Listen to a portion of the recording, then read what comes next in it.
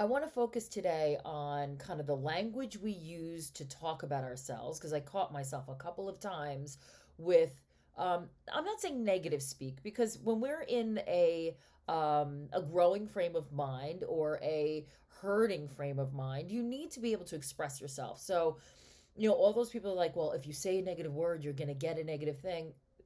There's a certain amount of bullshit. I call a certain amount of bullshit on that because, yes, you want the tone of the regular talk that you speak to yourself to be loving and kind, but you also need to deal with the fact that you are hurting, that you feel that this wasn't fair. Like, you need to be able to express yourself freely, especially to yourself. If you are kind of censoring your own thoughts, how are you possibly going to grow and change? And that's also the inner critic inside telling you what to say and what not to say. Means your ego's still in charge. It means you're unable to make changes and shifts.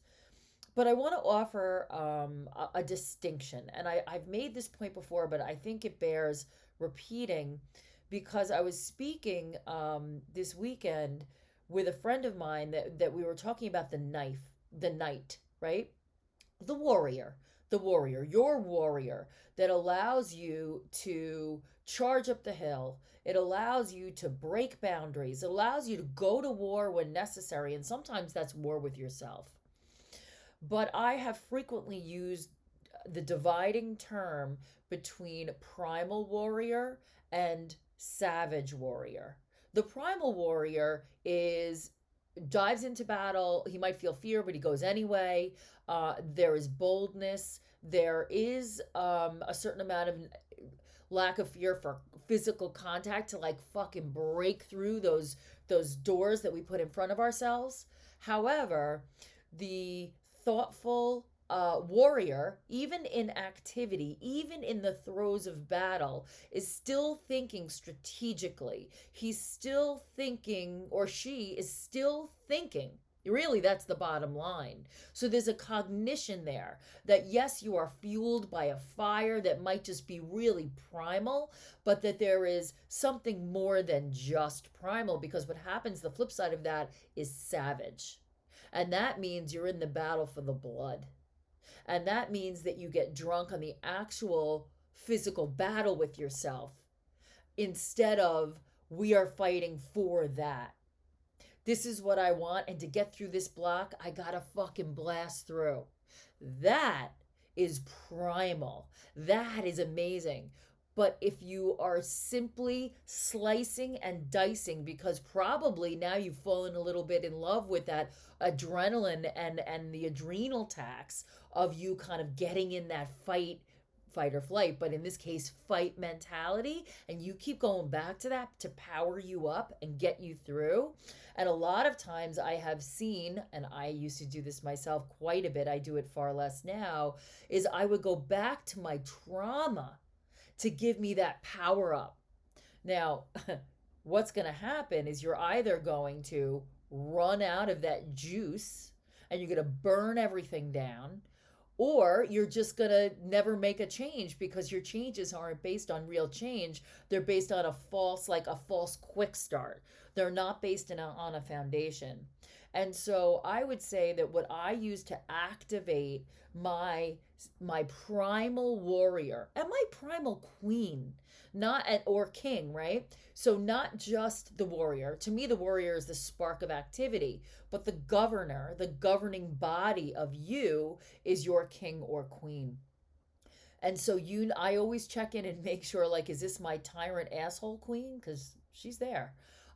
Or is this the more benevolent queen that thinks with like a wise mind, who uses her experience, who doesn't just activate the army to go to war when her feelings are hurt, because nothing positive is going to come of that.